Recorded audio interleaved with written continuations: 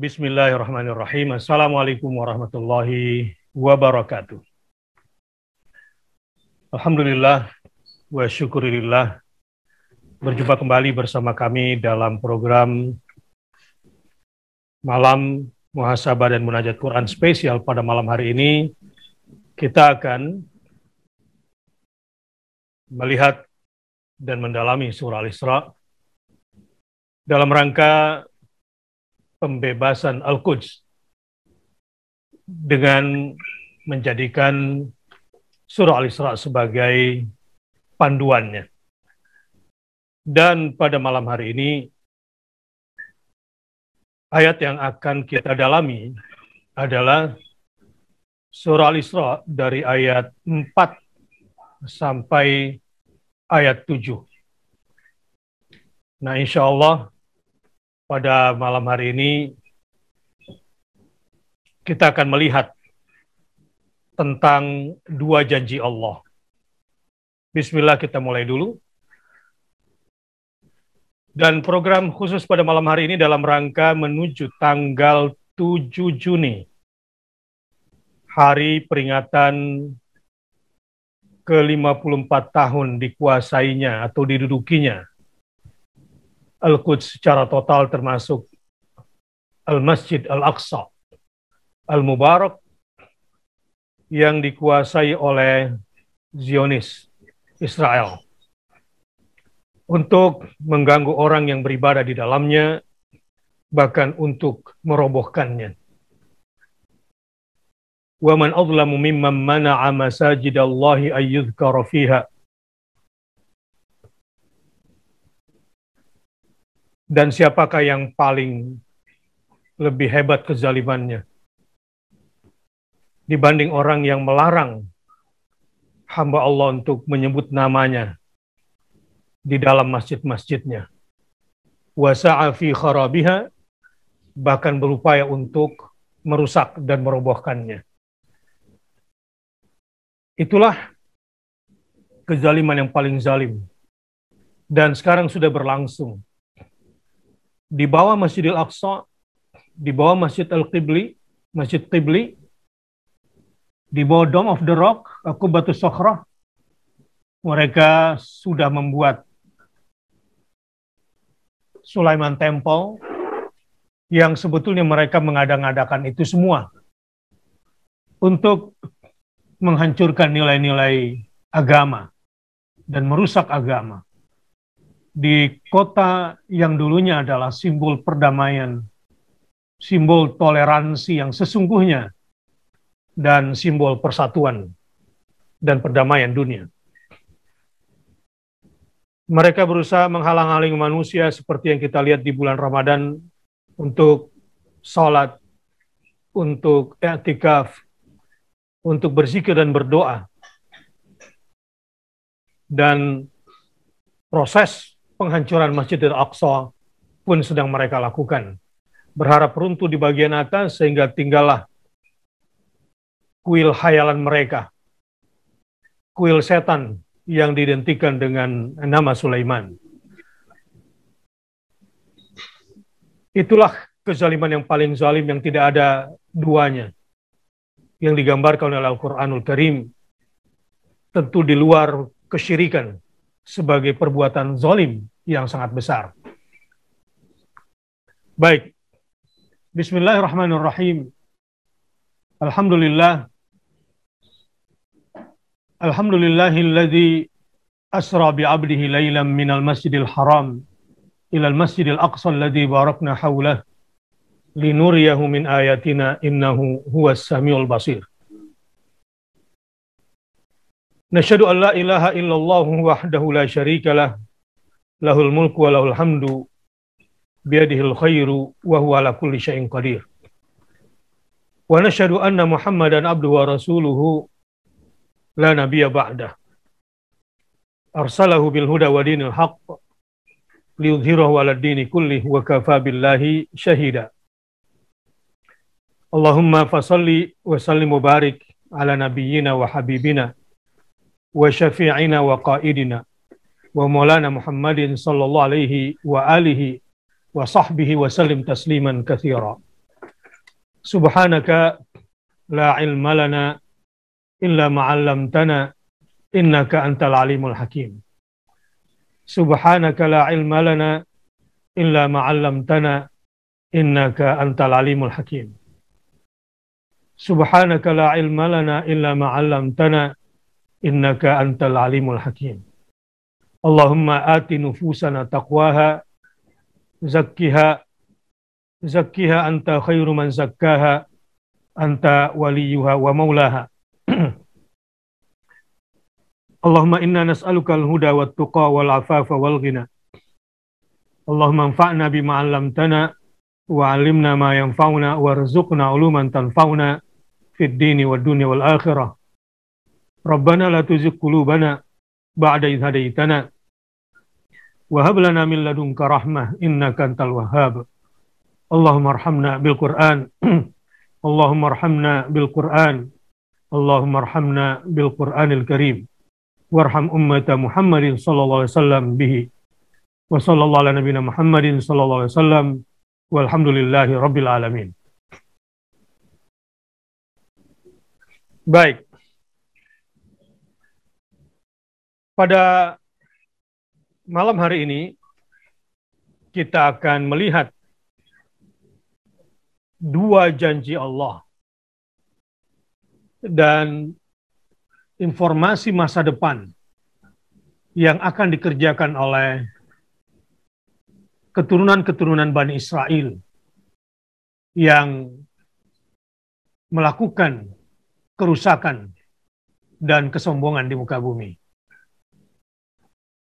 Ayat yang akan kita pelajari ini adalah bentuk mukjizat informasi masa depan Al-Quranul Karim tentang satu kaum. Dan kaum ini kaum yang sangat bejat dan menjadi penentang besar Islam, menjadi musuh besar Islam sepanjang masa. Dan di dalam ayat ini Allah Ta'ala menggambarkan petanya, big picture-nya. Sehingga siapa saja yang telah membaca dan mendalami surah ini, khususnya ayat yang kita pelajari ini, maka secara keseluruhan sinopsis, ringkasan daripada kisah, saya menyebutnya kisah, yang di sini mengandung kata tatabbu', bahwa step by step dikisahkan, sehingga mudah bagi siapa saja yang sedang berhadap-hadapan dengan sebuah kekuatan perusak yang memiliki tingkat kesombongan yang sangat tinggi, kesombongannya. Dengan melihat ayat ini, menjadi teranglah langkah strategis, taktik, perlawanan, dan pertahanan yang harus dilakukan di lapangan. Sungguh bertaburan ayat-ayat di dalam surah Al-Isra ini tentang bagaimana menghadapi makhluk yang luar biasa sombongnya. Namun, di surah ini, kita tidak diajarkan untuk terburu-buru menyikapi makhluk yang satu ini dengan emosi kita. Adalah Abdurrahman Habban Nakeh yang menyikapi Bani Israel berdasarkan ayat ini dengan langkah pertama adalah dakwah kepada mereka. Yang ketiga adalah menterapi mereka. Dan yang ketiga adalah bagaimana mengajak mereka kepada Islam dengan strategi memberitahukan informasi masa depan tentang mereka. Nah, alhamdulillah sudah hadir bersama kita membahas ayat 4 sampai ayat 7 ini tentang dua janji Allah yang secara tauhid, secara keimanan, barang siapa membaca ayat ini, maka al-iman bil yaumil akhirnya akan semakin kuat. maka visi hidupnya dalam perjuangan akan sangat kuat dan visioner dalam berjuang. Barang siapa memahami ayat ini, maka dia punya ketangguhan, sumud yang luar biasa, karena yang dihadapi ini memang bukan sesuatu yang mudah, dan hanya bisa dikalahkan ketika seseorang yang ingin berjuang mengalahkan mereka hanya bersandar kepada aturan dan ketetapan Allah Subhanahu wa Ta'ala saja. Nah, karenanya pada malam hari ini kita akan menikmati. Di sini ada Ustadz Deden bersama kita, dan alhamdulillah sudah hadir juga bersama kita Ustadz Fahmi Salim, yang mudah-mudahan kita mendapatkan banyak ilmu, manfaat dari para guru-guru kita semua ini, yang memang beliau berdua bergelut di secara akademik maupun kecintaan kesehariannya dalam kehidupannya dengan tafsir dan tadabbur Al-Quranul Karim. Baik, namun akan lebih baik kalau dibacakan dulu oleh Ustadz Deden, lalu kemudian saya bacakan terjemahannya versi Ajengan Ahmad Hasan, baru kemudian kita dengarkan komen-komen apakah dari sisi ijaz, terserah para asatid nanti mau dari sisi mana melihatnya, tentu akan semakin kaya kita nantinya dengan pandangan-pandangan beliau. Dari ayat 4 sampai ayat 7. Tafadhal Ustaz Deden. Baik.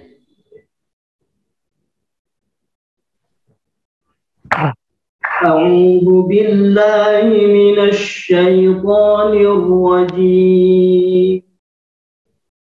Bismillahirrahmanirrahim.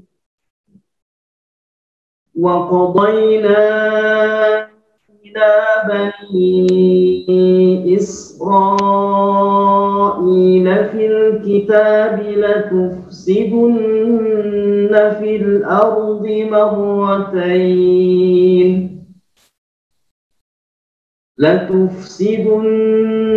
fil ardi marratayn wa lata'lunna 'uluwan kabira. فإذا جاء وعد أولاهما بعثنا عليكم عبادا لنا أولي بأس شديد فجاسوا خلال الديار وكان وعدا مفعولا.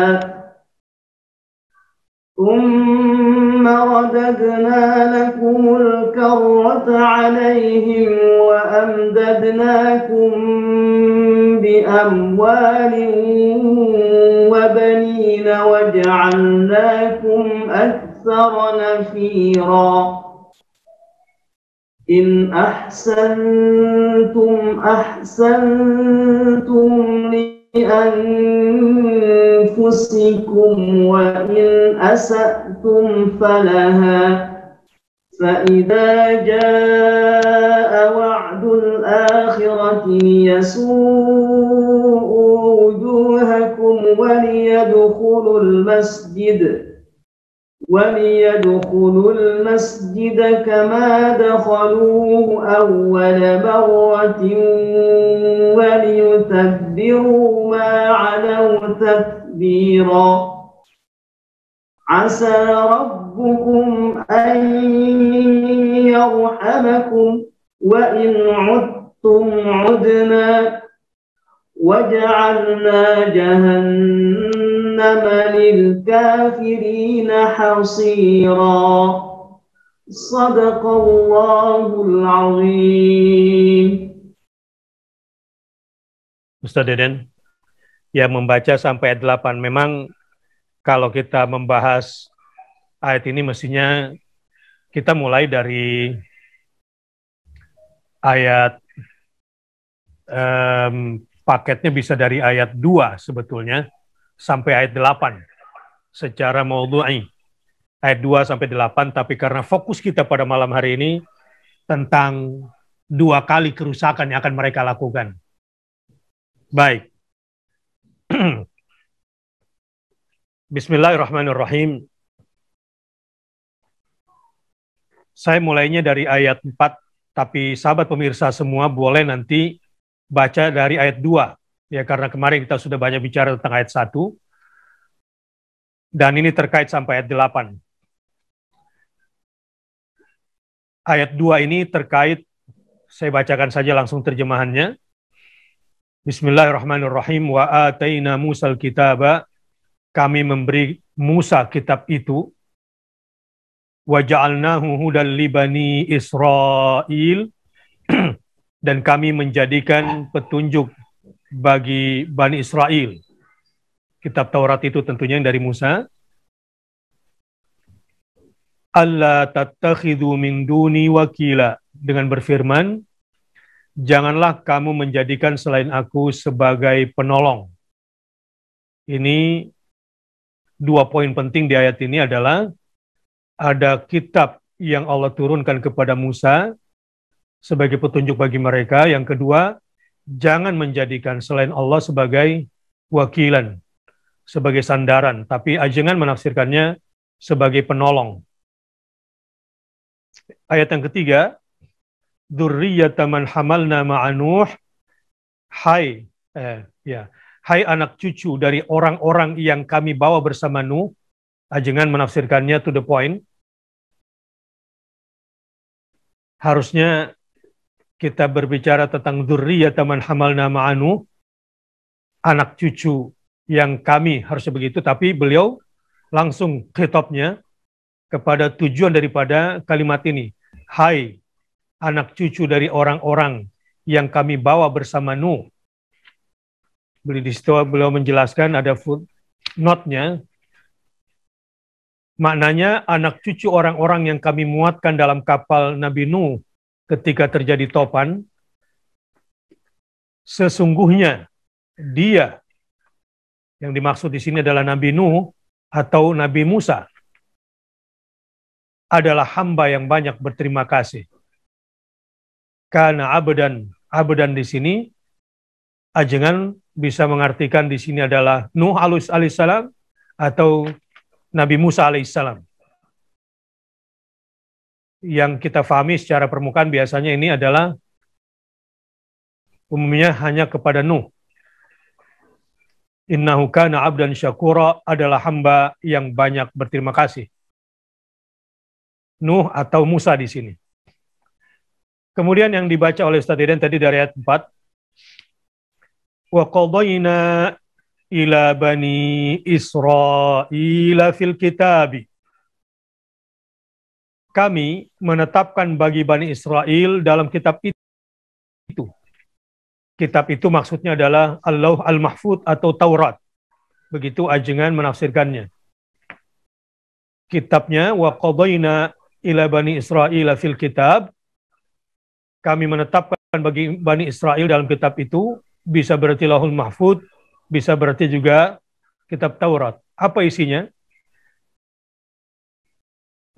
La tufsidunna fil ardi marrataini wa la ta'lunna 'uluwan kabira. Sesungguhnya kamu akan mengadakan kerusakan di muka bumi ini 2 kali. Dan sesungguhnya kamu akan sombong dengan kesombongan yang besar. Jadi 2 perbuatan masa depan yang diprediksi perilaku Bani Israel ini adalah, yang pertama, membuat kerusakan di muka bumi, dan yang kedua, melakukan kesombongan dengan kesombongan yang besar. Wala ta'lunna 'uluwan kabira. 2, hati-hati ya, jangan seperti mereka nih, sifat mereka. Kemudian prediksi masa depannya. Fa idza jaa wa'du ulahuma ba'athna 'alaikum 'ibadan lana. Maka apabila perjanjian yang pertama dari kedua itu datang, karena ada 2 kali ya. Sesungguhnya kamu akan mengadakan kerusakan di bumi ini 2 kali. Nah sekarang apabila perjanjian yang pertama dari yang kedua itu datang, wa'du ulahuma, ajengan menafsirkannya di sini, apabila kamu melakukan kerusakan yang pertama, maksudnya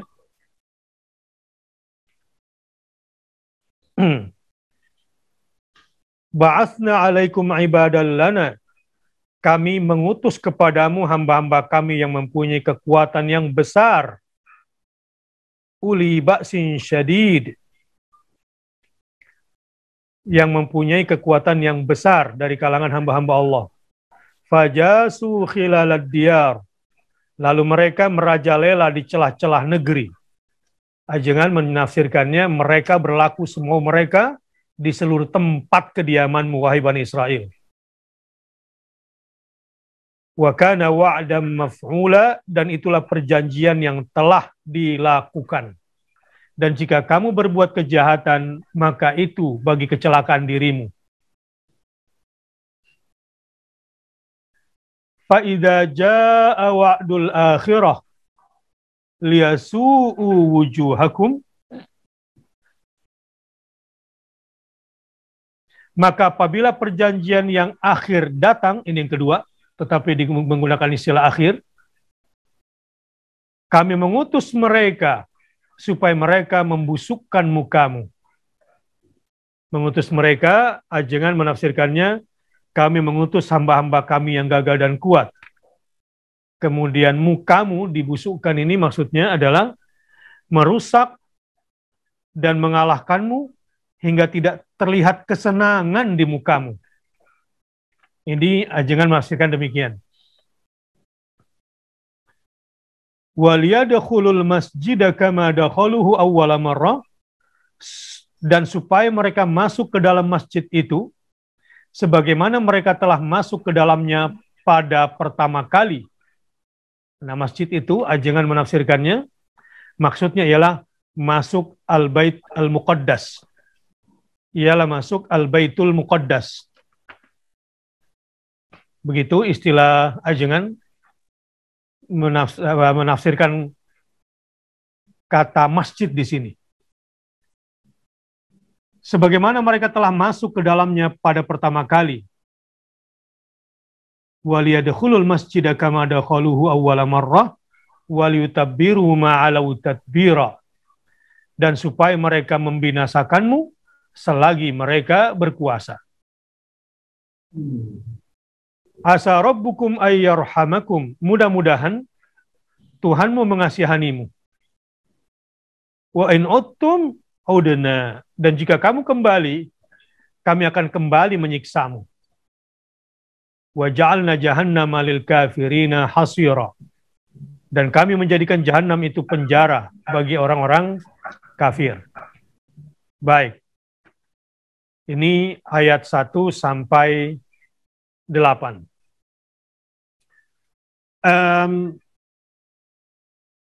Baik.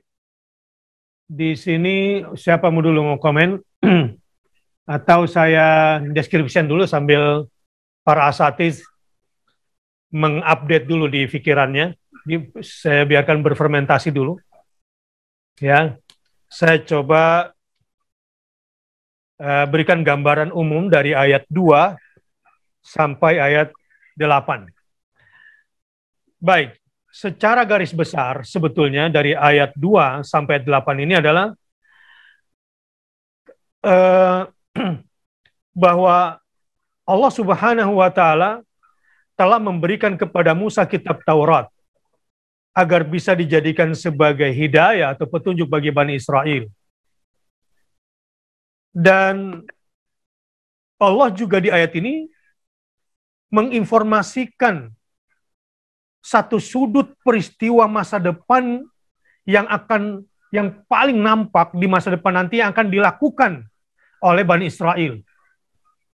Di mana perbuatan itu adalah perbuatan yang menyalahi Taurat yang diturunkan kepada mereka dalam bentuk apa? Dalam bentuk melakukan kerusakan di muka bumi dengan kerusakan yang besar Ini bukan merusak terumbu karang, bukan merusak hutan, tapi kerusakan yang besar dimulai dari merusak akidah, bahkan merusak semua agama, merusak kitab. Sebanyak 2 kali. Dan itu mereka lakukan atas pilihan mereka sendiri. Kalau istilah Banake, bi'iradatihimul hurrah. Mereka melakukan itu bukanlah karena keterpaksaan. Mereka tidak dipaksa oleh siapapun melakukan itu.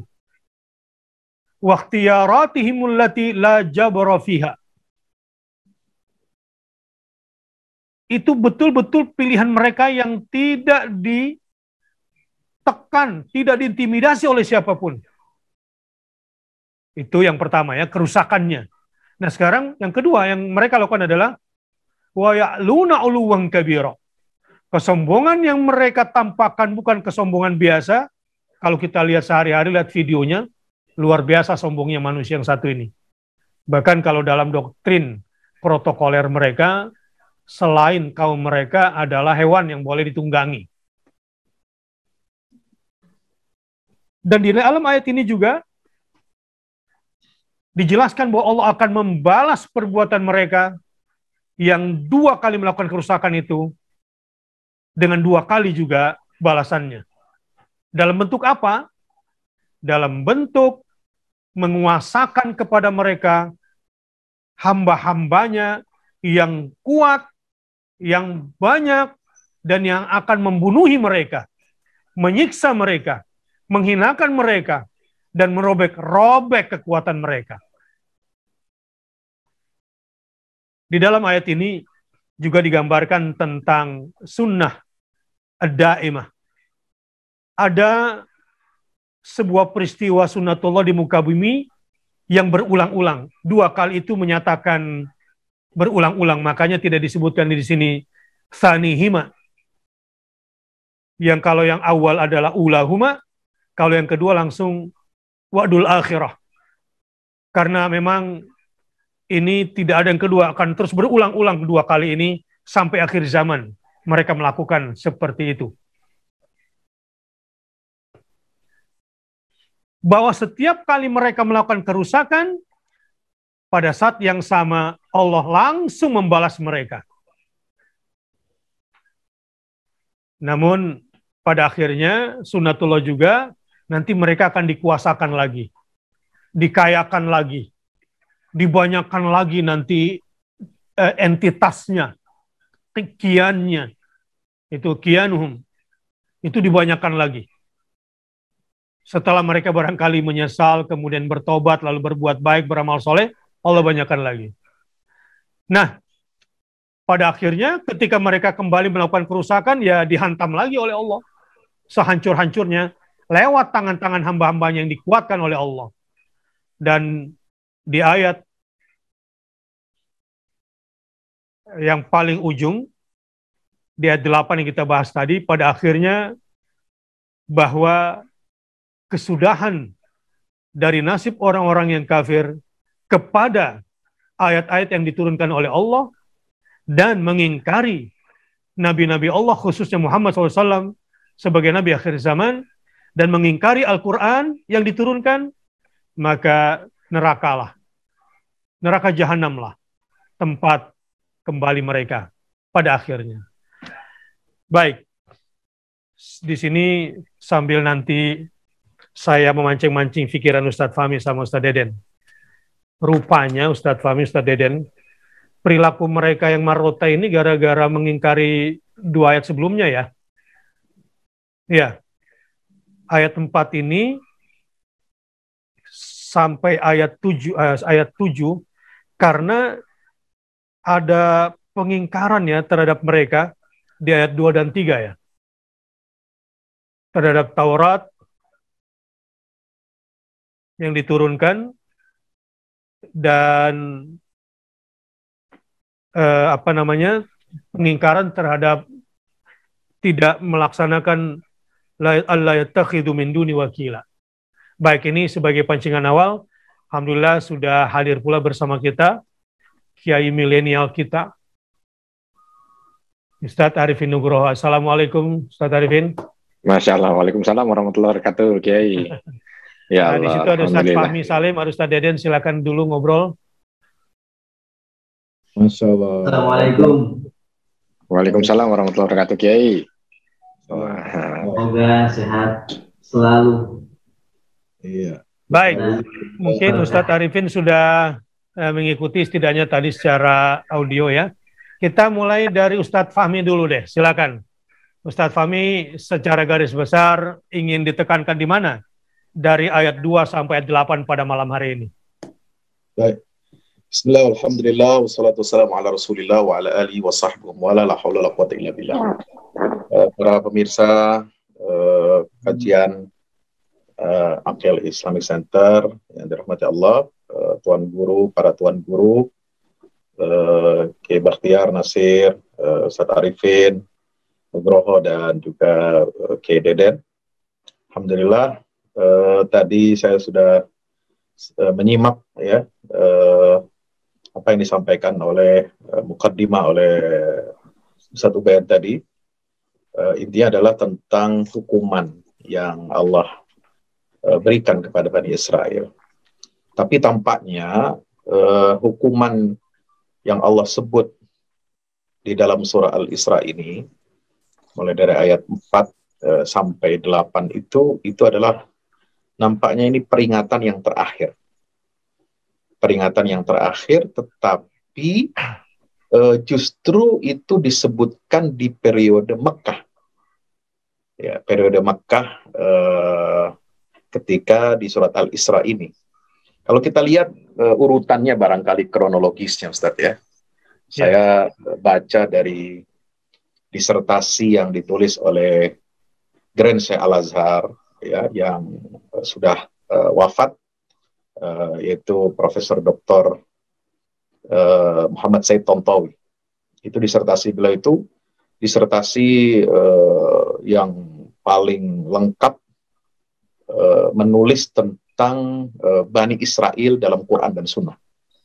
Itu ditulis tahun 60-an di Al-Azhar. Ya, disertasi pertama yang mengungkap tentang tafsir maudhu'i tentang Bani Israel dalam Quran dan Sunnah. Beliau merinci di bab terakhir itu, di pasal yang ke-8, itu tentang ancaman-ancaman Allah dan siksa-siksa Allah yang Allah berikan kepada Bani Israel. Misalnya kita bisa baca di halaman 633 itu. Ya, beliau merinci ada 6 jenis hukuman yang disebutkan dalam Al-Quran ini. Yang pertama adalah mereka akan ditamzik oleh Allah, akan dipecah, akan dirobek-robek kekuasaan mereka, dan mereka akan dikuasai ya oleh bangsa-bangsa lain sebagai bentuk hukuman atas perbuatan kemaksiatan mereka itu. Yang kedua. Itu yang kedua. Bahkan itu sampai hari kiamat. Enggak, ini yang baru yang pertama ini. Ini baru dirobek-robek. Dirobek-robek dulu ya. Nah, itu ada dalam surat Al-A'raf ayat 167 ya. Idza adzana rabbuka la yab'atsanna 'alaihim ila yaumil qiyamati may yasumuhum su'al 'adzab. Inna rabbaka lasari'ul 'iqab wa innahu laghafurur rahim. Wa qatta'nahum fil ardi umama minhum as-salihun wa minhum duna dzalik wa balawnahum bil hasanati was sayyi'ati la'allahum yarji'un. Jadi itu sudah ketetapan Allah. Mereka ini akan jadi bentuk siksaan Allah itu kepada Bani Israel itu tidak dihancurkan, dibinasakan sekaligus seperti umat terdahulu. Tetapi memang dicicil. Ya, lebih karena sakit, ya? Ya, itu lebih sakit sebenarnya. Seperti orang nggak langsung dibunuh, nggak langsung dieksekusi ya, tapi dilukai ya, kemudian dirobek-robek tubuhnya, itu kan lebih menyakitkan. Dan dihinakan mereka ini sepanjang sejarah, dan Allah sudah menetapkan sampai hari kiamat, ila yaumil qiyamah. Dan di disertasi ini disebutkan lengkap sekali episode sejarah bagaimana Bani Israel itu mengalami perpecahan dan kehancuran setelah wafatnya Nabi Sulaiman alaihissalam.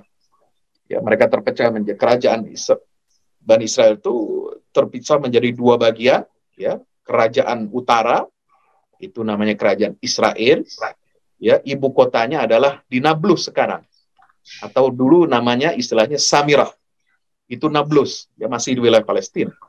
Nah, ini yang mengelola kerajaan ini itu ada 10 puak keturunan Nabi Yakub.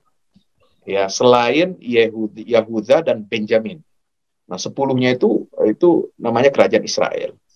Nah, kemudian kerajaan yang ada di selatan itu adalah kerajaan Yehuda.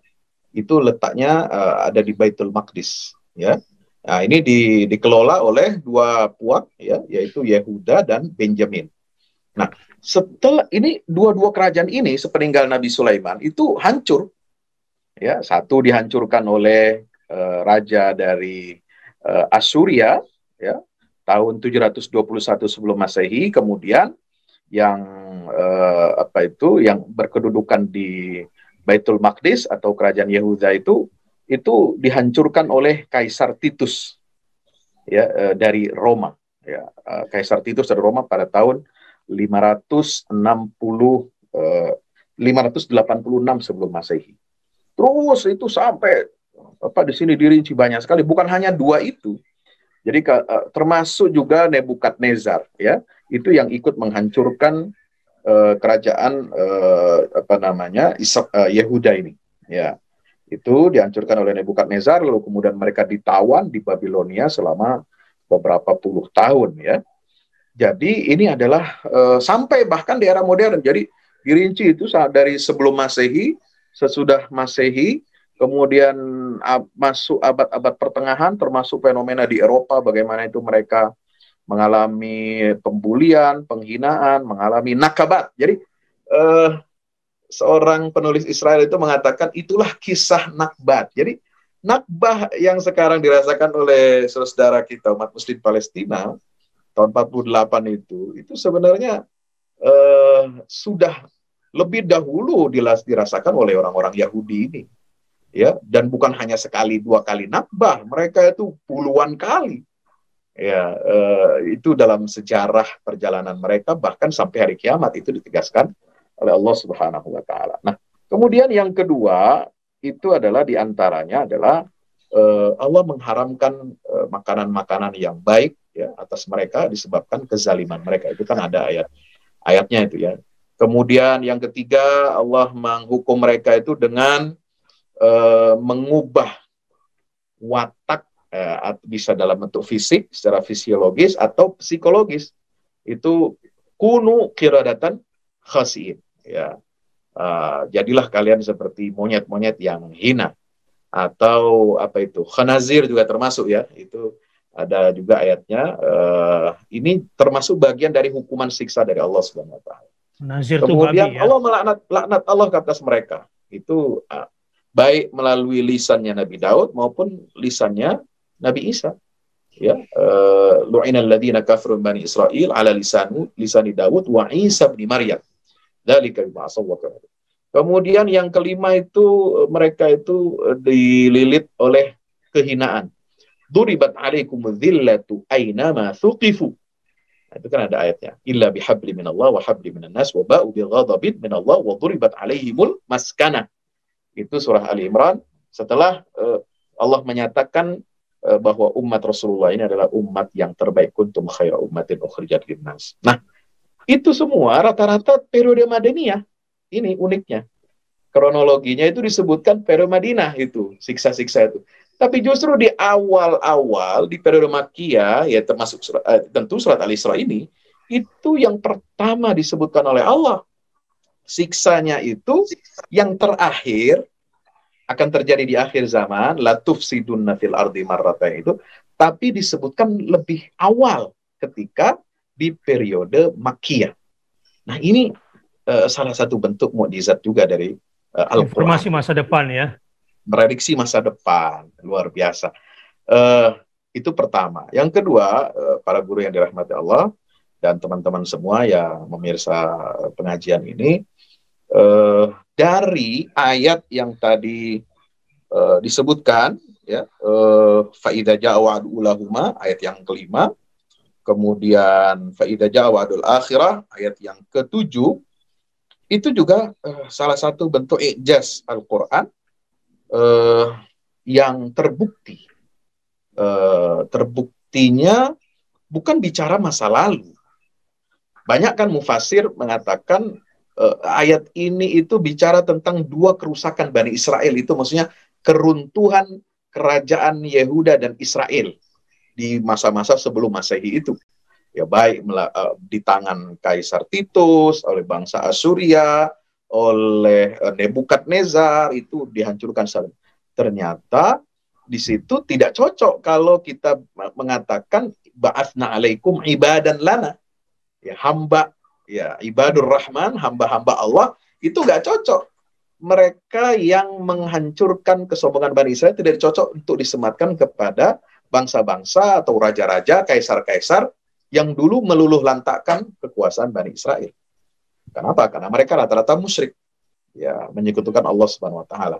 Nah, maka seperti misalnya Syekh Muhammad Ratib An-Nabulsi itu mengatakan dalam tafsir tafsir Nabulsi, itu ayat ini itu wallahu alam, kata beliau, itu lebih cocok untuk prediksi kejatuhan Bani Israel itu, kerusakan yang pertama itu terjadi di zaman Rasulullah.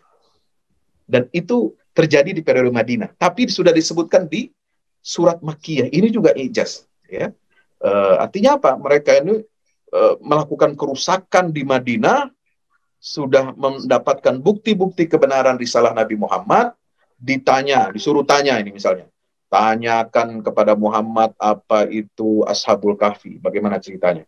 Kemudian cerita tentang Ashabul Ukhdud, cerita minta keterangan tentang yas'alunaka 'anir ruh. Itu kan semua dijawab. Ya, dalam riwayat Asbabun Nuzul itu semua dijawab tiga-tiganya oleh Rasul. Dan mereka mengakui. Kemudian yajiduna indahum maktuban fit Taurat wal Injil. Nama Muhammad SAW itu ada dalam Taurat dan Injil. Mereka tahu itu, ya, ya'rifunahu kama ya'rifuna abnahum. Mereka tahu Muhammad seperti SAW, mereka mengetahui seperti anak-anak mereka. Ya, tapi mereka ingkari. Nah, ini kan kerusakan yang luar biasa. Maka itu kemudian dihancurkan oleh Allah. Ba'atsna alaikum ibadan lana.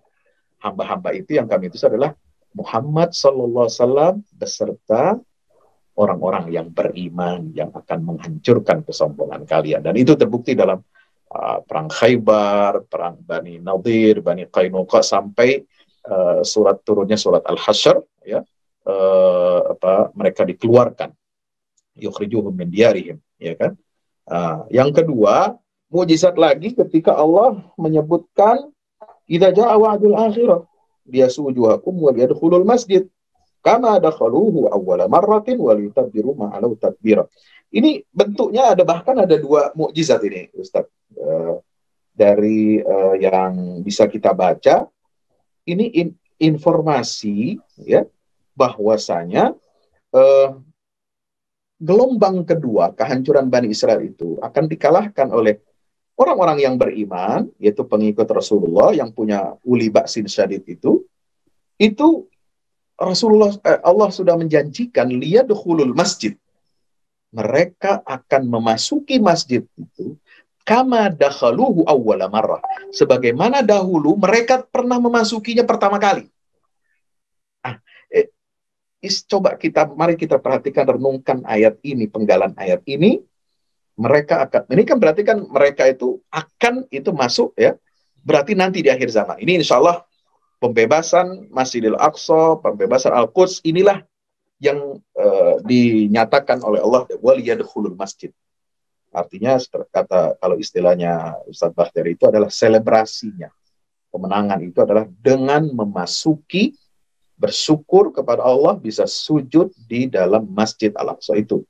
Tetapi yang menarik, kama dakhaluhu awwala marrah, sebagaimana mereka dulu masuki pertama kali. Rasulullah masuk ke Baitul Maqdis, Isra Mi'raj itu kan sendiri. Ya, ditemani oleh Jibril, tidak bersama para sahabat. Belum ada futuhat atau penaklukan Islam ke wilayah negeri Syam, termasuk ke Baitul Maqdis. Belum ada. Tapi sudah maka dakhaluhu di sini disebutkan tapi ya. sudah dakhaluhu. Nah, Artinya inilah jamak. prediksi Jamak. itu ditujukan kata sebagian ulama, itulah ijaz Al-Quran yang menunjuk kepada masuknya Khalifah Umar bin Khattab ke Baitul Maqdis. Dan itu sudah terbukti. Jadi janji Allah bahwa kita akan masuk ke Masjidil Aqsa di akhir zaman itu dan memenangkan pertempuran itu begitu terang benderang. Sebagaimana dulu kita sudah meyakini dan ditulis oleh buku-buku sejarah, terbukti bahwa umat Islam di bawah pimpinan Umar bin Khattab masuk dalam Baitul Maqdis kama dakhaluhu awwala marrah. Subhanallah. Itulah aspek kemuliaan Al-Quran, Ustaz. Wallahu a'lam bishawab. Ya. Jadi kelihatannya kekalahan Bani Israel itu, kalau kita lihat dari ayat, itu bukan karena kehebatan musuhnya, tapi karena kebejatan perbuatan mereka sendiri ya, di sini diangkatnya ya. Ya. Jadi kehancuran mereka hanya diwakili dengan satu kata, misalnya ibadan lana uli ba'sin syadid. Cuma itu. Ya. Tidak disebutkan di sini siapa mereka. Nanti pada ayat-ayat setelahnya baru disebutkan. Tapi di awal-awal menjelaskan bahwa yang membuat mereka hancur adalah perbuatan mereka sendiri. Begitu intinya ya. Ya, intinya itu. La tufsidunna itu. Baik.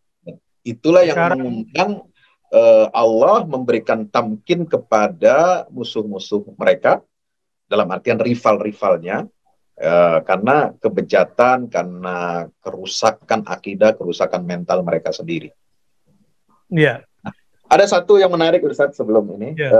Di sini dikatakan kalau kita baca tafsir Al-Mukhtasar fi Tafsir Al-Quran, ini karangan beberapa tim ya, yang terdiri dari profesor-profesor, guru besar ilmu tafsir.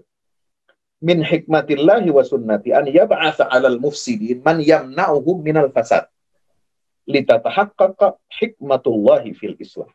Jadi salah satu bentuk hikmah Allah dan salah satu sunnatullah itu dari Allah juga, Allah itu mengutus kepada orang-orang yang berbuat rusak itu orang atau kelompok yang mencegah mereka dari perbuatan kerusakan itu. Ya, supaya apa? Terjadilah hakikatul Islam. Reformasi untuk memperbaiki akhlak mereka itu terus terjadi. Jadi termasuk umat Islam ini kita harus membuktikan ya sunnatullah ini bahwa kita ya memerangi Zionis, memerangi Yahudi itu adalah dalam rangka mencegah mereka dari perbuatan rusak dan perbuatan zalimnya. Dan itulah bukti bahwasanya umat Islam selama mereka ini ya bekerja untuk mewujudkan janji Allah itu berarti umat Islam itu selalu mengedepankan atau melaksanakan perintah islah. La tufsidu fil ardi ba'da islahiha. Nah, itu. Jadi untuk memperbaiki. Sebab apa? Umat Rasulullah ini kan umat akhir zaman ya dia mereformasi siapa? Ya memperbaiki umat yang rusak ya. Umat yang rusak ini Yahudi. Karena yang paling dekat masanya dan yang langsung berhadap-hadapan karena tidak ada lagi umat selain dua ini ya di akhir zaman itu yang akan menjadi bukti kebenaran risalah Islam di akhir zaman. Allah. Baik. Sekarang kita ke Ustadz Arifin dulu. Silakan. Kira-kira ada nggak yang perlu ditekankan dari Ustadz Fahmi tadi atau untuk punya pandangan lain yang akan disampaikan? Masya Allah. Jazakumullah khair Kiai. Bismillahirrahmanirrahim. Alhamdulillah wassalatu wassalamu ala rasulillah. Para guru yang dirahmati Allah dan sahabat sekalian yang sama-sama kita berusaha dan bismillah, alhamdulillah malam hari ini malam penuh berkah sehingga bisa mendapatkan ilmu dari para guru. Saya kira Masya Allah ya, ini malam hari ini adalah sarana bagi saya dan yang lain untuk bisa mendapatkan ilmu dari para guru yang alhamdulillah Allah Subhanahu wa taala berikan kesehatan dan kemampuan untuk bisa memberikan manfaat lebih banyak pada umatnya. Bukan pada tempatnya Kiai saya menyampaikan tentang ini, tetapi apa yang disampaikan oleh Kiai Fahmi Salim tadi, Masya Allah, memberikan satu stimulus berpikir untuk saya pribadi gitu ya. Apakah mungkin ya, ini bahagian daripada berita gembira yang Allah berikan pada umat ini, karena ketika berbicara tentang surah Al-Isra, lalu setelahnya bagaimana Allah Subhanahu wa Ta'ala menceritakan tentang Bani Israel. Dan kalau kita tahu juga dari sejarah bahwa Bani Israel ini sebenarnya sejak diusir oleh Kaisar Titus dari Romawi itu berarti ya, Ustaz Fahmi Salim ya, itu sudah praktis tidak memiliki kekuatan terhadap dunia. Sehingga mereka berdiaspora dan terusir. Termasuk salah satunya yang berada di Madinah itu kan bahagian daripada diaspora mereka. Jadi sebenarnya mereka tidak memiliki kekuatan, walaupun di zaman Nabi SAW mereka masih ada beberapa bani, bahkan masih memiliki Khaybar gitu. Tetapi secara kekuatan sebenarnya tidak diperhitungkan, karena di zaman Nabi SAW kekuatan yang diperhitungkan adalah Persia dan Romawi. Lalu setelahnya juga begitu, mereka tidak punya kekuatan. Baru ketika mereka selesai dari mendompleng Perang Dunia Pertama dan Perang Dunia Kedua, lalu mereka mendapatkan bahagian jatah hadiah gitu ya di tanah bumi Palestina, baru seolah di situ mereka mulai untuk bisa memiliki taring dan memiliki taji ya. Sehingga ada lagi nama Yahudi yang setelah sekian ratus, kalau tidak mau disebut ribu tahun ada, gitu ya. Ada speaker nggak dikecilin kalau supaya nggak ini speaker saya Ustaz ya, aneh cuma satu, nggak ada speaker sih. Oke, baik, lanjut. Ya. Jadi kalau dilihat justru ini bahagian kabar gembira dari Allah Subhanahu wa Ta'ala yang nampaknya diberikan kepada kita gitu. Ya. Maksudnya diberikan kepada kita bahwa Yahudi ini tidak pernah punya kekuatan untuk bisa menjadi bahagian daripada ornamen pemimpin dunia. Nah, saat ini Allah Subhanahu wa Ta'ala berikan itu. Jadi seolah kalau dilihat dari apa yang disampaikan Ustadz Fahmi tadi dengan beberapa rangkuman mufasir yang ada, saya menangkapnya bahwa inilah dia waktunya justru. Kalau tadi disampaikan oleh Ustaz Fahmi Salim kan dengan beberapa kesimpulan dari para mufasir bahwa yang menghancurkan mereka, baik itu Nebukadnezar ataupun Kaisar Titus dan lain sebagainya, itu tidak bisa dianggap sebagai hamba Allah. Ya, yang akan dijanjikan. Ya, kalau dijanjikan itu, misal kita ambil dari Umar bin Khattab radhiyallahu anhu, itu yang pas untuk disebut sebagai hamba Allah. Walaupun kita tahu bersama bahwa Umar bin Khattab radhiyallahu anhu membuka ini juga bukan dari tangan Yahudi, ya, membuka ini dari Patrik Sapronius yang artinya kala itu dikuasai oleh Romawi. Salahuddin Al-Ayyubi juga sama, bukan mengambil atau membuka Baitul Maqdis ini dari tangan Yahudi, tetapi dari tangan Templar. Jadi para pembuka di sini belum membukanya dari tangan Yahudi. Sedangkan kalau kita lihat dalam surah Al-Isra ini urusannya dengan Yahudi, tidak ada urusannya dengan Nasrani. Jadi yang bisa saya tangkap juga dari apa yang disampaikan oleh para guru, ada kemungkinan memang surah Al-Isra ini ya diturunkan pada mereka yang harus head to head dengan Yahudi. Dan saat ini yang head to head dengan Yahudi itu ya sejak 54 tahun yang lalu, kalau kita bicara kooptasi Yahudi terhadap Baitul Maqdis, ya adalah zaman kita. Zaman Salahuddin tidak head to head dengan Yahudi, tapi dengan Templar kan. Nah, kita yang Masya Allah head to head dengan Yahudi. Nah, ya saya mengambilnya berarti kita harus jauh lebih semangat lagi. Tidak nanti ke belakang lah, atau jauh ke depan nanti jelas ketika bicara tentang Al-Mahdi dan Nabi Isa, ini head to head-nya dengan Yahudi. Tetapi kalau kita mau melihat zaman kita saat ini, ya memang zaman kita ini yang hadapan langsungnya juga dengan Yahudi, walaupun di belakang mereka juga ada kelompok lain yang membantu mereka. Jadi ayat ini saya melihatnya sebagai support semangat gitu bagi kita yang hidup saat ini.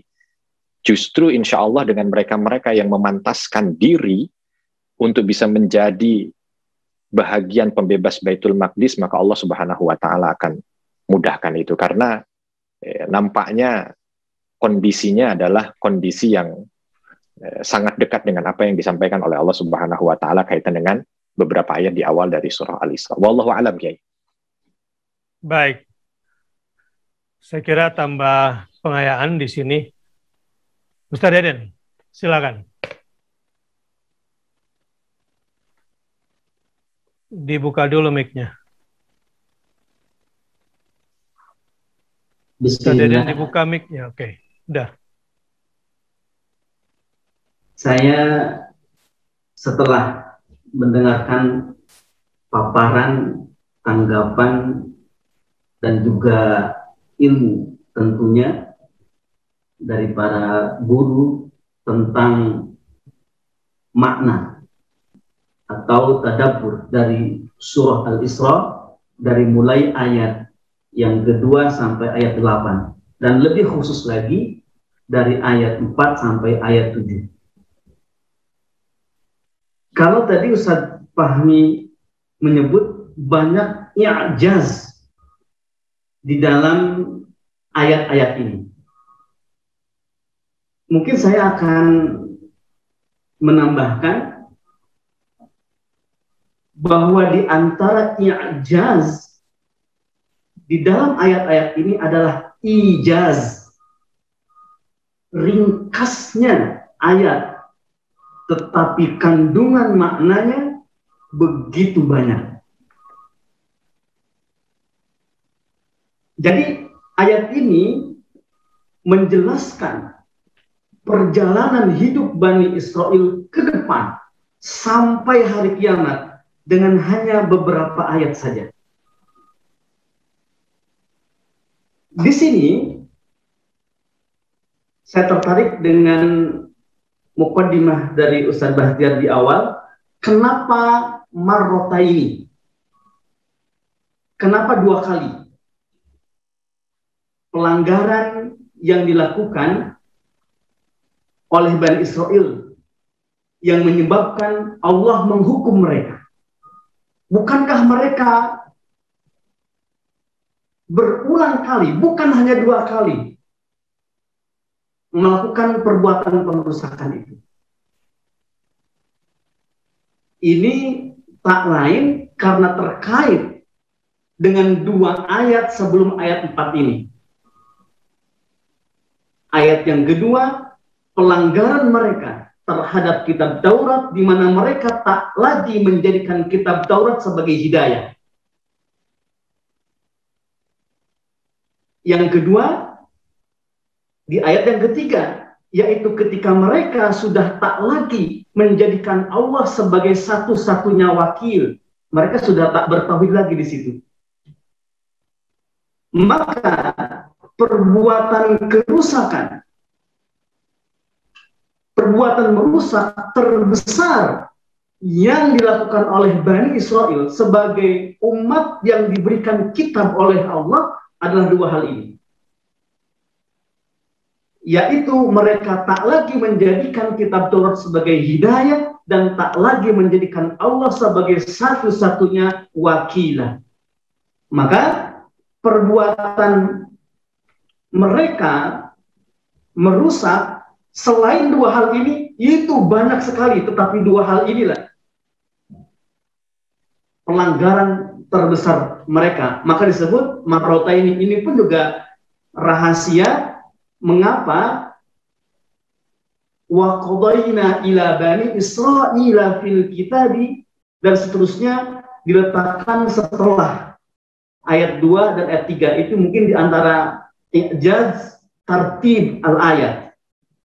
Dari subhana, dari wa ataina, kemudian dzurriyyatan man hamalna ma'anu innahu kana 'abdan syakura, lalu kemudian wa qadaina. Sehingga kita mengetahui mengapa ada kata marrotaini di sini. Padahal ifsad yang mereka lakukan itu bukan dua kali, tetapi banyak dan terus berulang bahkan sampai hari kiamat. Tetapi di sini kita mengetahui bahwa pangkal ifsad yang mereka lakukan itu adalah tak lagi menjadikan kitab suci sebagai hidayah dan tak lagi menjadikan Allah sebagai satu-satunya wakilah di situ. Maka di situ kita lihat huruf waw wa qadaina, berarti kan huruf ataf. Jadi rangkaian kalimat atau ayat wa qadaina itu berhubungan, lanjutan dari rangkaian ayat sebelumnya. Dan ini pun juga menjadi peringatan yang keras kepada umat Islam. Karena bisa jadi ada umat Muhammad yang tak lagi menjadikan Al-Quran sebagai hidayahnya. Dan juga ada umat Muhammad yang kitab di Al-Quran yang tak lagi menjadikan Allah sebagai satu-satunya wakilan di sini. Dan di antara ijaz di sini, kalau tadi dengan Ahmad Hasan saya mendengar Ustadz Bahtiar membaca wa qadayna ila bani Israila, ila di situ bimana ala, wa qadayna ala gitu. Sehingga terjemahannya kepadanya, kepada Bani Israel. Padahal ila itu sebenarnya beda dengan ala. Ila itu seperti minal masjidil haram ilal masjidil aqsa. Itu kan beda dengan alal masjidil aqsa. Ini kata dalam tafsir Ad-Durrul Masun, As-Samin mengatakan ini karena qadayna pada ayat itu mempunyai makna anfazna. Anfazna ilaihim biqada'in mahtumin, katanya begitu. Benar-benar merealisasikan ketetapan ini kepada Bani Israel. Jadi ilah itu benar-benar sampai kepada Bani Israel. La tufsidunna ada lam di situ, lam jawabul qasam, lamnya. Sehingga di sini kalau mungkin kita terjemahkan bahwa kami tetapkan bahwa Bani Israel akan melakukan kerusakan dan ketetapan itu akan direalisasikan benar-benar kepada mereka, dan ketika mereka melakukan itu Allah mengutus hamba-hambanya.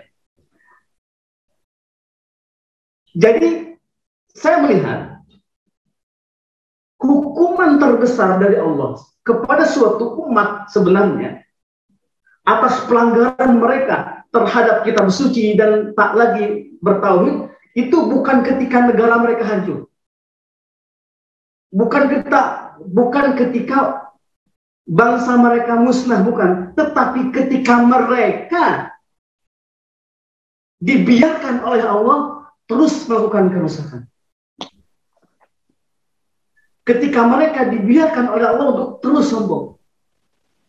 Jadi misalkan kekufuran Yahudi hari ini, kesombongan Bani Israel hari ini, dan perbuatan mereka merusak yang dilakukan oleh Bani Israel hari ini, itu sebenarnya hukuman yang paling berat bagi seorang yang memegang kitab suci. Di mana kitab bukan jalan hidayah, tetapi kitab menjadi jalan merusak di muka bumi ini. La tufsidunna fil ardi marrataini wa la ta'lunna 'uluwan kabira. Nah, di sini Ustaz Fahmi ada sedikit soal di pikiran saya ketika Iba dan Lana dikukuhkan bahwa Iba dan Lana itu sebagai hamba-hamba Allah yang mukmin. Yang mengganjal saya adalah kenapa tidak ibadana? Tidak ada idhofat tashrif di situ. Biasanya kalau Allah hendak memuliakan seorang hamba itu, dia idhofatkan abdi kepada kata ganti yang menunjuk pada Allah atau langsung kepada namanya. Abdihi bukan abdillahu, ibadi bukan ibadin li gitu. Ibadana bukan ibadan lana. Jadi di sini kalau melihat ke situ, jadi ibadah lana ini bisa saja memang bukan muslim. Ya, bukan muslim. Atau seperti dalam surah Al-A'raf ayat 167, dan 168 yang tadi Ustaz Fahmi kutip, wa idz ta'azzana rabbuka la yab'atsanna 'alaihim ila yaumil qiyamati may yasumuhum su'al 'adzab inna rabbaka lasari'ul 'iqab wa innahu laghafurur rahim. Jadi man yasumuhum, ini ibadah lana. Man yasumuhum su'al 'adzab, orang yang akan memberikan hukuman, penyiksaan, menimpakan bencana kepada Bani Israil itu adalah ibadah lana ini. Nah, jadi bisa ya melihat kata ibadah berarti itu seorang yang bertauhid ke Allah. Tetapi kalau kita melihat tidak ada idhofah tasyrik di sini, ada kemungkinan ada hamba yang lain yang yang sebenarnya tidak bertauhid, seperti contoh kerusakan yang dialami oleh Bani Israil di masa lalu sebelum Masehi. Itu Syekh Nawawi Al-Bantani menafsirkannya begitu. Saya juga membaca banyak tafsir, tapi banyakkan tafsir itu emang ibadah lana di situ adalah bukan Muslim di situ. Justru Muslim itu datang sebagai penyelamat Bani Israil di situ. Membuka kembali summa radadna lakumul karrata alaihim, kata Syekh Nawawi, kemudian datanglah penguasa yang adil namanya Cyrus Al-Hamdani, katanya begitu di situ, memberikan pertolongan kepada Bani Israil ketika mereka kembali sudah bertauhid lagi, menjadikan kitab suci lagi, katanya begitu. Nah, di sini kalau tadi kata Ustaz Arifin bahwa apa yang dilakukan oleh Umar bin Khattab itu ternyata bukan merebut Baitul Maqdis dari Yahudi, tetapi justru malah dari Nasara. Demikian juga Salahuddin Al-Ayyubi, bukan dari Yahudi langsung, tetapi dari kelompok setan yang tidak langsung Yahudi gitu. Nah, maka ketetapan Allah Subhanahu wa taala untuk memberikan hukuman kepada Bani Israil ini ada sesuatu yang memang pasti Allah realisasikan. Wa kana wa'dan maf'ula. Karena bagi seorang yang punya kitab suci, keburukan besar dan hukuman yang besar itu, ya sebenarnya hukuman yang besar itu dari Allah bukanlah ketika mereka hancur, bukanlah ketika bangsa mereka hancur, tetapi ketika mereka telah dijauhkan oleh Allah dari kitab sucinya. Itulah yang terjadi kepada Bani Israil. Maka ba'asna alaikum ibadan lana, datangnya ibadah lana di situ kepada mereka, menghancurkan mereka, menjadikan sebab mereka kembali kepada Taurat dan kembali menjadikan Allah sebagai satu-satunya wakilan. Katanya begitu kalau melihat tafsir yang klasik-klasik biasanya gitu, Ustaz Fahmi, bahwa ibadah lana itu mungkin kalau saya lihat mungkin tidak adanya idhofat tasyrik itu, tapi secara la tufsidunna di situ, di mana fi'il mudhari ke depan dan ibadah lana uli ba'sin syadid itu menunjuk kepada Umar bin Khattab, saya pun juga setuju juga. Artinya di sini intinya Yahudi itu akan tetap dihukum oleh Allah sampai hari kiamat, apapun itu. Kalau melihat itu, dan sebagai yang beriman kepada Allah tentu yakinnya kepada janji Allah di dalam surah Al-Isra itu melebihi keyakinannya kepada semua ikhtiar perjuangannya. Jadi perjuangan ini adalah perintah Allah, tetapi yang menjadikan dia optimis untuk menang janji Allah itu. Makanya di akhir surah Al-Isra kemarin kita bahas, Subhana Rabbina in kana wa'du Rabbina la maf'ula. Di sini ada ijaz, saya bilang tadi di awal, ijaz, kata yang begitu singkat tetapi maknanya Masya Allah. Saya baca Wahid Ibnu Asyur pas ayat ini panjang banget tafsirnya, sampai keburu lelah belum selesai bacanya itu. Masya Allah. Saking panjangnya makna di balik ayat ini. Yang jelas di situ bahwa ada hamba-hamba yang dipilih oleh Allah untuk menghancurkan mereka. Karena sebenarnya mereka itu telah hancur ketika mereka kufuri Allah. Karena sebenarnya mereka telah rusak ketika mereka menyombongkan diri. Sebenarnya itu. Jadi sekarang Israel ini itu sudah hancur sebenarnya. Sudah hancur. Ya. Sudah hancur. Karena kehancuran itu datang ketika mereka sudah mulai melakukan perbuatan perusakan dan kesombongan itu. Silakan Ustaz. Itu baik. Baik, terima kasih Ustaz Deden. Baik Ustaz. Oke, sekarang tanpa terasa sudah menjelang pukul 22 ini. Kita masuk kepada detail-detail. Sekarang yang bersifat kekinian, yang kelihatan.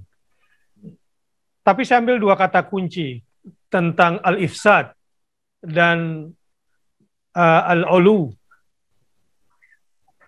Kita fokus pada jenis kerusakan yang mereka lakukan dan kesombongan yang mereka lakukan. Tentu kalau dua sebelumnya tentang tidak beriman kepada kitab Taurat dan tidak menjadikan Allah sebagai wakilan karena memang tingkat pengingkaran mereka kepada Tuhannya sudah luar biasa. Jadi kebohongan demi kebohongan tentang ketuhanan memang sudah hancur keimanan mereka. Nah, yang menarik oleh Abdurrahman Abannaki di sini dijelaskan, saya tidak ingin mengulang Ustadz Deden tadi karena banyak pendapat ya. Bahkan rektornya Ustadz Fahmi di dalam kitabnya Al-Wasid, Tafsir Tontawi mengutip tentang yang dibicarakan Ustadz Deden tadi, mengutip Al-Alusi.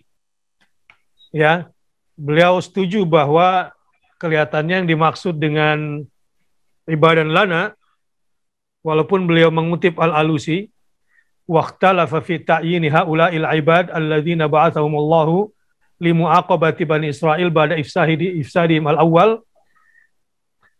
Kalau dari Ibnu Abbas dan Qatadah adalah Jalut wa junuduhu.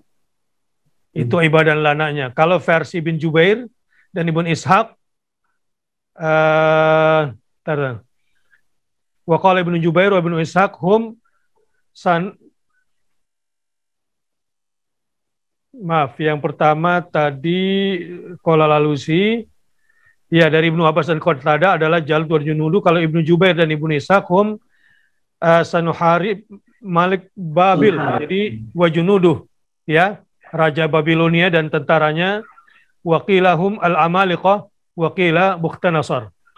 Tapi Ustadz Fahmi juga tadi argumennya juga cukup kuat dalam hal ini, memilih walaupun tidak ada idhofat tasyrif, tapi barangkali ada hamba-hamba Allah yang masih fitrahnya masih normal kali ya, gitu kira-kira.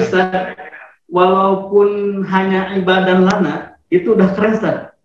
Iya, artinya kalau kita lihat misalnya orang-orang Irlandia nih yang paling kenceng ya perlawanannya terhadap Israel, dan orang-orang yang ikut demo di seluruh kota-kota di Amerika, di Eropa, orang-orang yang memang masih memelihara fitrah kali ya, atau akal sehatnya secara kemanusiaan, ya. Bahkan sekarang yang paling menggema di dunia adalah apartheid, yang orang Islam kalau berbicara itu mungkin kurang didengar soal apartheid ini kan. Nah, inilah isu yang terbesar yang sekarang berkembang. Nah, saya ingin masuk ke situ. Ingin masuk apa yang kita lihat akhir-akhir ini, sehingga kemudian kita melek dan menjadikan ayat ini sebagai solusi. Itu maksud saya. Ya, tentang marrotain ini sebagai solusi. Baik. Kalau menurut Habannaki yang disebut dengan al-ifsad di sini, la tufsiduna fil ardi marrotaini, adalah perbuatan-perbuatan yang mereka kerjakan dalam bentuk kerusakannya, diantaranya adalah mengajak kepada kekufuran dan kemusyrikan. Kemudian katanya menyebarkan sekte-sekte pemikiran yang bertentangan dengan agama Allah. Kemudian wa nasyrul wasaniyat, ya, penyebaran agama-agama penghambaan kepada berhala. Wa amalis su, dan perbuatan-perbuatan jahat. Wa iqamatu muassasatir riba, mendirikan lembaga-lembaga ribawi. Wa duariz zina, menyebarkan berbagai macam bentuk rumah-rumah perzinahan. Wa duari syurbil khumur, macam-macam, ya, kafe-kafe yang menyebarkan minuman keras. Wa insya'u ma'amili sun'iha, pabrik-pabriknya pun berbagai macam dibuat oleh mereka. Wa ilzamun nisa bi izalati hijabihinna an ghairi maharimihin, ya, pokoknya menjauhi budaya hijab dan meruntuhkan budaya mahram dan bukan mahram. Kemudian mendirikan rumah-rumah perjudian dan membuat cabang-cabang rumah judi. Kemudian juga mengajak kepada ibahatu muharramatil furuj. Nggak ada lagi soal aurat-aurat itu, lewat mode-mode yang mereka ciptakan. Kemudian mendirikan juga lembaga-lembaga dan organisasi-organisasi, baik terang-terangan maupun secara rahasia, allati ta'mal lihadmi dinillah, yang tujuannya untuk menghancurkan agama Allah dan mendirikan sebuah sistem yang bertentangan dengan syariat Allah, seperti Marxisme, komunisme, sosialisme, masoniyah, Zionisme, apa mason itu? Freemason, ya? Ya, Freemason. Kemudian yang saya masih mencari itu al-hibbiyah wal faudawiyah, ya, pokoknya kekacauan, wa munadhamatu syuhud Yahweh, ya. Nah, ini banyak lagi sebetulnya, termasuk kerusakan yang mereka lakukan adalah meruntuhkan peradaban. Makanya mereka ini makhluk primitif sebetulnya. Membunuh manusia yang dilarang untuk membunuhnya dengan cara yang tidak hak, dan melakukan kezaliman dan permusuhan dan penyebarkan permusuhan di antara manusia dan memakan harta manusia dengan cara yang batil. Jadi banyak kategorinya di sini. Habar Nakim menjelaskan tentu semua yang ada di muka bumi, dan perlu diketahui beliau memang belum selesai tafsirnya udah ditembak oleh bapaknya Nusairi di Suriah. Wallahu a'lam bishawab. Ini bentuk daripada kerusakan yang mereka lakukan, kata beliau. Wala ta'lunna 'uluwan kabira. Jadi di sini juga semacam beliau menafsirkannya wala ta'lunna di sini qasam Ustaz Deden wawunya. Wala ta'lunna 'uluwan kabira wa uqsimu la yakunanna lakum 'uluwan kabirun fil ardi bi asbabin minkum wa tamkinin minna. Allah yang ngasih mereka kuasa, tapi mereka yang membuat kerusakan. Dan mereka akan memiliki kekuatan, dan memiliki sistem perundang-undangan yang harus ditaati di muka bumi. Inilah bentuk kesombongan dan banyak sekali mereka angkat. Beliau angkat di sini. Silakan, barangkali kita bicara konteks kekiniannya. Kira-kira sudah dekat nggak wadul akhirahnya ini? Dengan semua bentuk-bentuk yang digambarkan. Ustadz Fahmi, kemudian Ustadz Arifin, dan Ustadz Deden. Silakan. Ya, singkat saja, Ustadz, karena waktu ini sudah di penghujung bicara. Jadi yang tadi disampaikan oleh Syekh Abdurrahman Hasan Habannaka itu luar biasa. Itu saya pikir tidak ada satu kaum, ya, satu bangsa yang memiliki rekam jejak yang sangat negatif dalam sejarah peradaban manusia. Ya, setelah dihancurkannya bangsa-bangsa umat-umat Nabi terdahulu, ya mereka ini memang suka tidak suka, Al-Quran sendiri menyatakan wa faddalnahu. Tapi tafdilnya itu lalu kemudian keutamaan itu lalu diselewengkan, disalahgunakan untuk hal-hal yang bersifat negatif. Dan mereka ini sebenarnya ketika berdiaspora, ya, tidak semua Yahudi itu pintar. Ya, banyak juga Yahudi yang belangsak, ya, Yahudi yang cengengesan, yang nggak ngerti apa-apa gitu ya. Itu tergantung miliunya. Ada Yahudi di Yaman, ada Yahudi di Ethiopia, ada Yahudi di Afrika, mana sebelah mana. Itu mereka agak terkenal, bukan tidak dikenal sebagai orang-orang jenius, orang-orang cerdas. Jadi bergantung di mana mereka hidup dan mereka tinggal. Yahudi yang superior di zaman modern ini adalah mereka yang tinggal di negara-negara maju. Sama ketika dulu mereka di abad pertengahan, mereka banyak tokoh-tokoh intelektual Yahudi, pejabat yang beragama Yahudi itu ketika mereka hidup di tengah milieu peradaban Islam yang unggul, seperti di Andalusia, ya, kemudian di Ottoman, itu kan milieu peradabannya sangat maju, sehingga mereka terangkat menjadi maju juga dan menjadi jenius. Nah, ketika di Eropa, abad pertengahan sampai abad modern, apalagi di Amerika kemudian, kekuatan Yahudi ini semakin kuat secara ekonomi, pemikiran. Di Rusia juga sama, itu yang memicu revolusi-revolusi di negara-negara kekaisaran, kerajaan-kerajaan imperium di Eropa itu adalah di belakang layarnya itu adalah Yahudi. Ya, yang memicu revolusi Bolshevik, revolusi Prancis, revolusi macam-macam itu otaknya di belakang layar itu adalah mereka. Sehingga mengubah peta geopolitik dunia. Dan perang dunia pertama itu, ya, itu dipicu juga oleh sebuah rekayasa oleh kekuatan Yahudi internasional juga. Nah, itu juga ini uniknya. Jadi mereka punya kekuatan itu di Inggris. Satu-satunya kekaisaran Eropa yang tidak hancur atau tidak diganggu atau tidak diruntuhkan itu hanya Inggris. Makanya kita paham betul kenapa Inggris ini lalu menjadi sponsor utama berdirinya negara Yahudi, negara Israel itu tahun 48. Selain Amerika sebagai muncul sebagai kekuatan superpower baru yang menggantikan atau bisa dikatakan melanjutkan kekaisaran Inggris Raya itu. Ya, Prancis, Rusia, ya, Jerman, Ottoman, ini pihak-pihak yang terlibat dalam Perang Dunia I.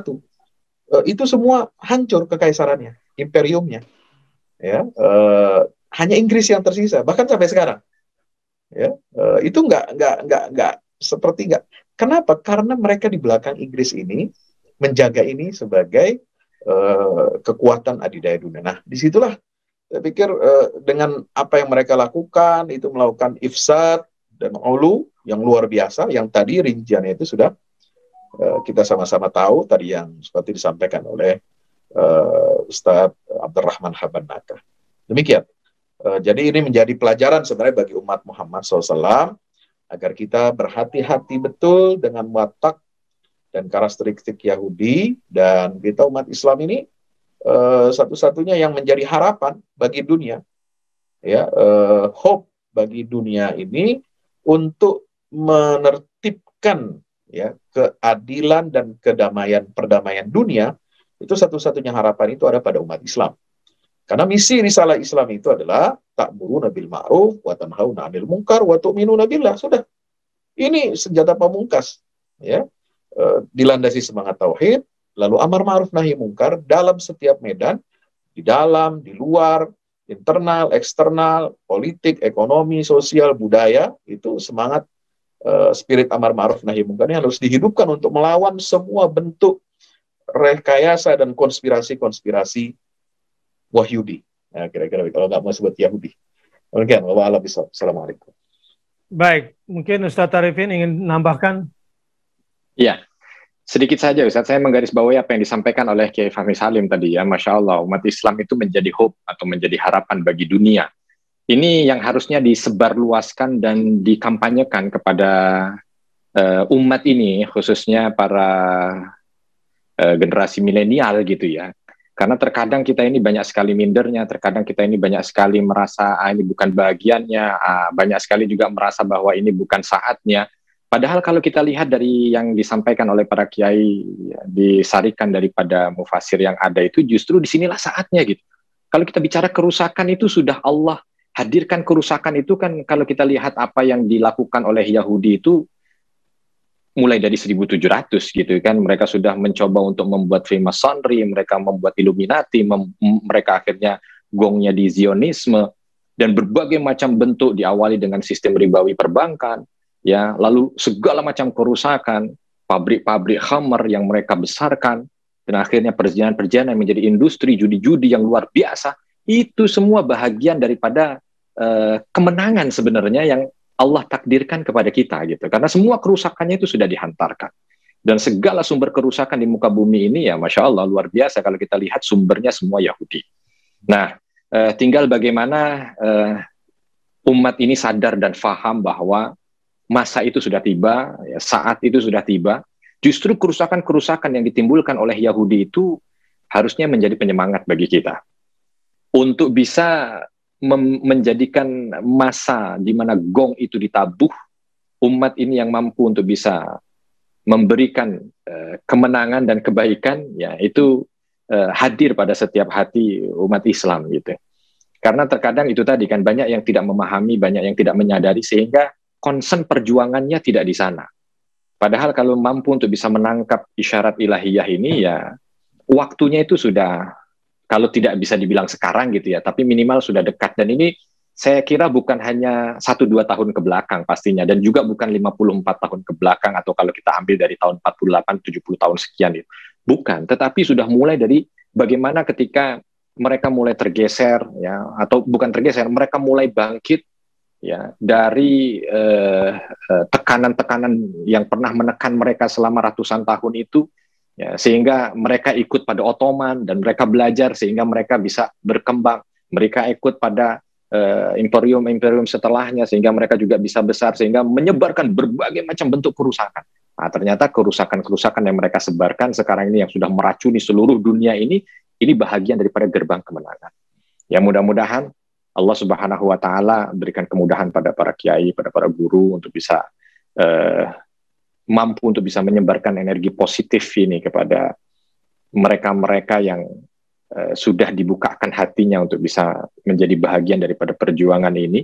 Dan mudah-mudahan ya tanda-tanda yang ada dari segala macam kerusakan, wah kalau bicara kerusakan tadi itu ya semuanya sudah ada dan semuanya sudah digongi oleh Yahudi gitu kan, sudah dijalani semuanya oleh Yahudi. Baik. Berarti ya tinggal menunggu waktunya. Wallahu a'lam bishawab. Ya, karenanya melihat ayat ini ada dua persimpangan nih di antara muslim dalam kondisi seperti ini. Terutama dari kata-kata uluwan kabira. Kata-kata uluwan kabira bagi muslim yang kurang percaya diri dengan Islamnya dan kurang kuat berpegang pada keimanan bisa minder menghadapi mereka. Sebagaimana kita lihat kaum sekuler hari ini, dan ya teman-teman saya sendiri juga bangga sekali dengan sebetulnya karya-karya Yahudi ini. Bahkan sekarang jadi berbalik, dulu Yahudi teroris, sekarang bagi dunia Islam malah Hamas yang teroris gitu. Dan penyakit ini bukan cuma bisa meluluntahkan keyakinan orang-orang awam, bahkan para petinggi kaum terdidik di kalangan orang muslim pun jadi kacau pemikiran gara-gara uluwan kabiranya nih. Sebab mereka melakukan kesombongan itu kalau kita lihat dari Haban Nake, rupanya sampai ke tingkat organisasi, cukup panjang kalau saya bacakan. Jadi mereka mendirikan organisasi-organisasi yang di masa saya kecil dulu, Ustaz Arifin, bangga sekali kalau menjadi anggotanya Lions Club. Oh iya, betul. Ya. Bangga sekali kalau menjadi membernya Rotary Club, gitu.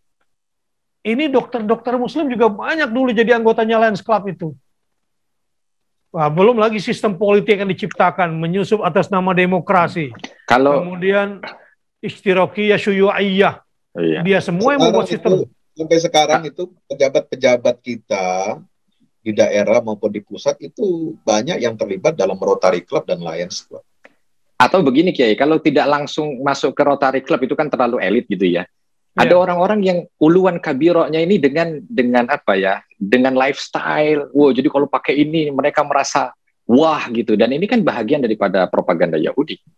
Nah, apakah itu juga bisa masuk gitu kan? Dan sekarang sudah, kalau Rotary Club atau Lions Club itu orang-orang yang tinggi lah gitu kan. Tapi ternyata orang-orang yang awam ini kemakan uluan kabirohnya orang-orang Yahudi itu juga kan, dengan berbagai macam merek yang wah dimiliki oleh mereka juga. Wah, kalau pakai ini.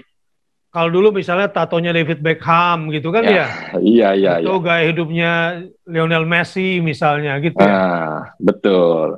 Jadi setidaknya kita sadar jangan sampai mengikut pada uluan kabiro yang ada pada mereka gitu kan. Jadi rupanya uluan kabiro itu bukan cuma mereka melakukan secara sepihak, tapi pengaruh uluan kabiro ini juga menular kepada orang-orang Islam yang lemah iman. Betul. Yang mencontoh perilaku uluan kabiro lewat ya macam-macam barang branded misalnya gitu ya. Atau lifestyle gitu ya.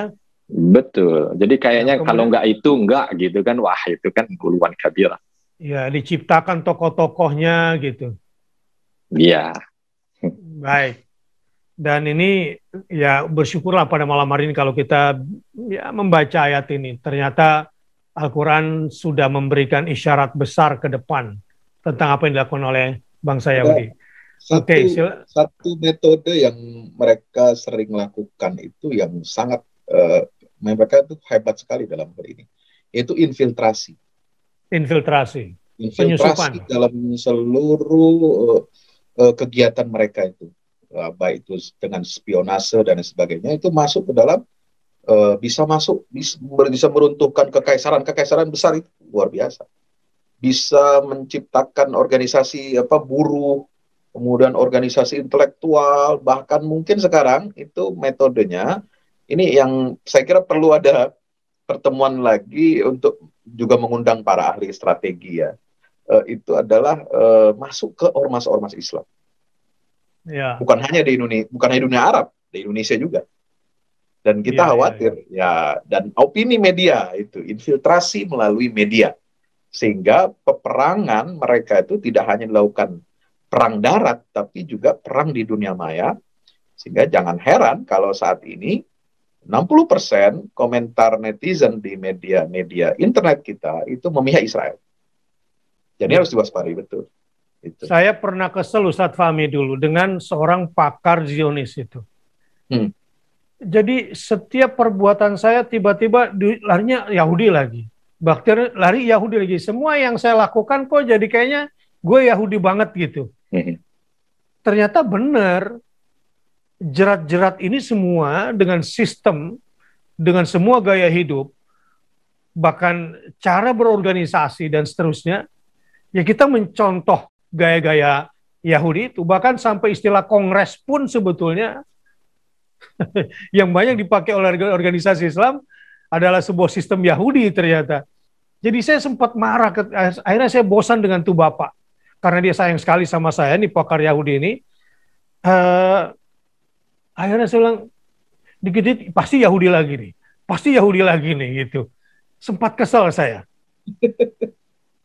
Ternyata memang semua sisi kehidupan ini sudah mereka ciptakan sedemikian rupa. Nah, jadi kalau nanti ada yang kesal seperti saya, ya mendingan baca ayat ini aja deh, supaya nggak menyesal nantinya begitu. Bahkan kadang-kadang juga itu saya ditegur, kenapa sih antum pakai istilah kongres? Antum tahu kongres itu apa? Kongres umat Islam gitu kan? Yang sebagian yang nggak concern dengan infiltrasi Yahudi lewat sistemnya, yang merasa terganggu. Apa sih ini kan cuma istilah gitu. Padahal itu adalah sebuah sistem. Bahkan bukan cuma sistem organisasi, sampai sistem politik. Ya. Yang lucunya sampai rumah tangga, ada suami-suami sangat demokratis sama istrinya. Apa coba maksudnya? Padahal demokratisnya sistem politik, ngapain dibawa ke rumah tangga? Mendidik anak dengan cara demokratis. Waduh. Sampai ke sistem itu kan masuknya. Sampai ke materi kurikulum pelajaran. Dan kalau bicara kurikulum pelajaran itu lebih sadis lagi, lebih dahsyat lagi. Feminisme, gender, Kemudian pluralisme itu melalui jaringan mereka ini disebarkan sampai ke kurikulum-kurikulum pendidikan kita. Dan itu cakupannya besar, kita nggak bisa sendirian menghadapinya. Jadi umat Islamnya harus persiapkan SDM di semua lini dan menyadarkan kita semua harus kembali kepada manhaj Al-Quran dan sunnah Rasul SAW. Dan masuk ke lembaga-lembaga negara lagi yang ngambil keputusan gitu kan. Sampai yang bertentangan sama mereka jadi radikal jadi ujungnya atau intoleran lah gitu. Betul. Baik, Ustaz Deden silakan disimpulkan dan ditutup dengan doa. Allahu Akbar.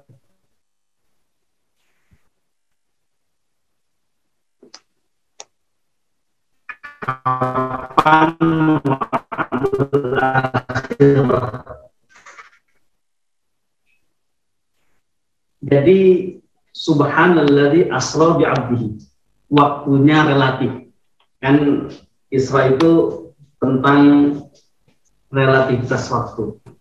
Isra itu tentang juga tentu ini relatif waktunya. Tidaklah dari kita bisa atau mampu menetapkan kapan waktunya.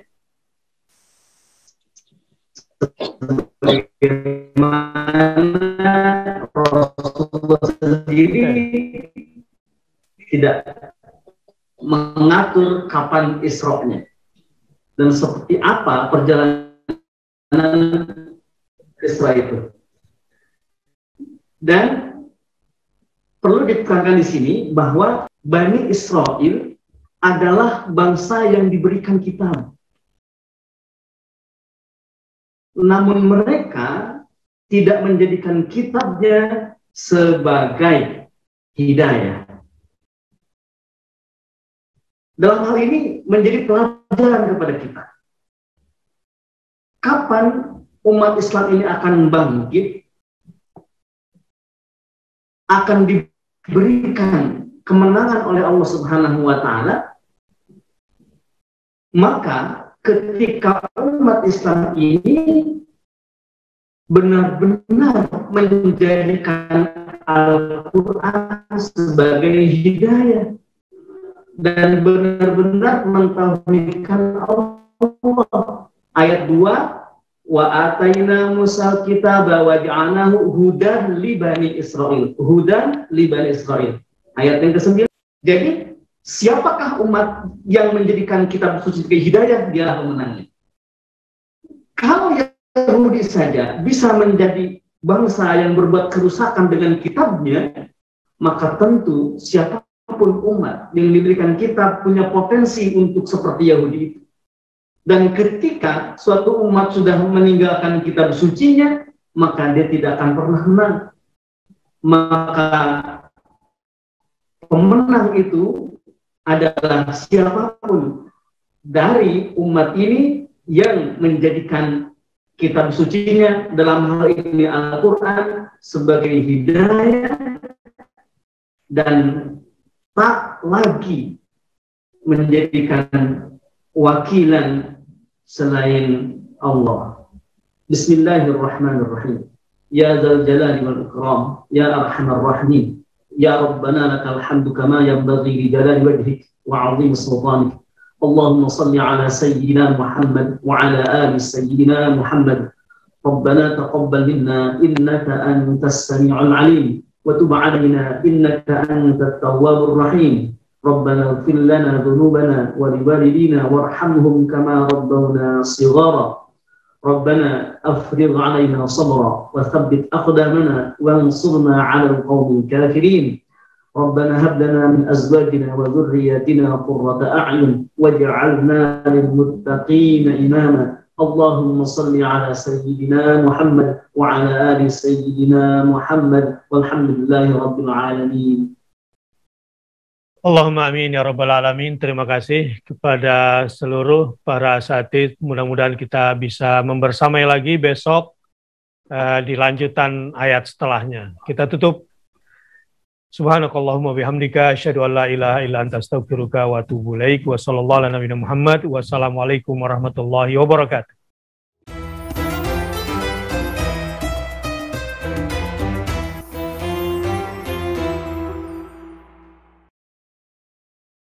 Assalamualaikum warahmatullahi wabarakatuh. Bapak Ibu para pemirsa, saya Ustadz Fadlan mengajak Bapak Ibu kita semua, ayo kita membuat investasi masa depan bersama Al-Fahmi Institute. Gedung ini sedang dibangun, membutuhkan segala dukungan dari kita semua. Maka itu saya mengajak Bapak Ibu semua, hari-hari dengan kebaikan, hari-hari dengan berinfak, hari-hari dengan bersedekah, hari-hari dengan berwakaf. Dan sangat tepat Bapak Ibu memilih wakaf bersama Al-Fahmi Institute untuk generasi Quran akan datang. Rekeningnya ada di BCA, Muamalat, dan BSM. Ada di bawah sini. Ayo, dengan Al-Fahmi Institute kita mencerdaskan umat dengan Al-Quran untuk Indonesia lebih baik. Wassalamualaikum warahmatullahi wabarakatuh.